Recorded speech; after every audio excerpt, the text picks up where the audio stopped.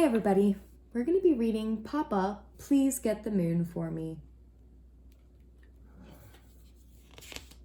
Like some of other Eric Carle books that we've read this week, you'll see that there's a little bit of fact mixed in with the fiction in this book.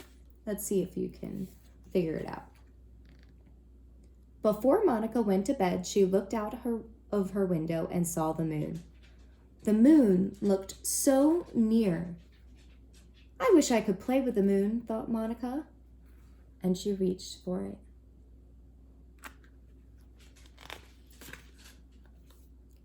But no matter how much she stretched, she could not touch the moon. Papa, said Monica to her father, please get the moon for me.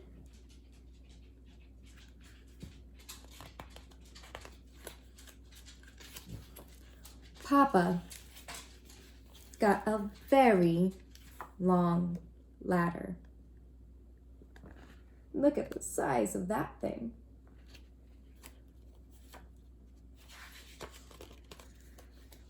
He carried the very long ladder towards a very high mountain.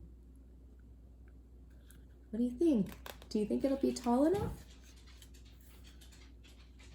Then Papa put the very long ladder on top of the very high mountain. Do you think he's going to reach the moon? Up and up and up he climbed.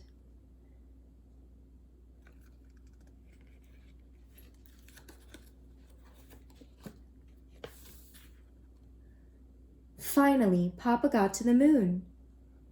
My daughter Monica would like to play with you, said Papa, but you are much too big. Every night I get a little smaller, said the moon. When I am just the right size, you can take me with you. What does it look like now? Does it look like it's a full moon? I think it's probably a full moon here. And he said he gets smaller. Do you think that's waxing or waning? Do you remember from when we studied the moon phases at the beginning of the year?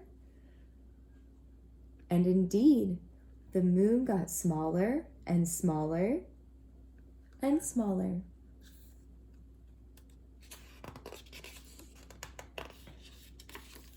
When the moon was just the right size, Papa took it. Down and down and down he climbed.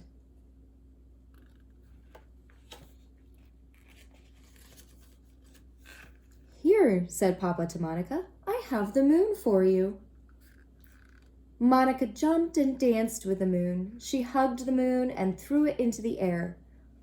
But the moon kept getting smaller and smaller and smaller. And finally, it disappeared altogether. Then, one night, Monica saw a thin sliver of the moon reappear.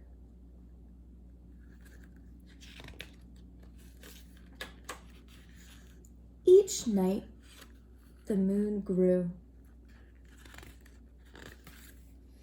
and grew and grew until it was a full moon again. The end. So, that story, like many of the other Eric Carle books that we read this week, had some fact to it, right? It talked about the moon phases. It wasn't explained to you like facts would be in a nonfiction book, but he still mentioned it. And the interesting thing about Eric Carle is that he did that in almost all of his books. He found a really neat way of including facts in his fiction stories and making it really interesting way to learn about something new.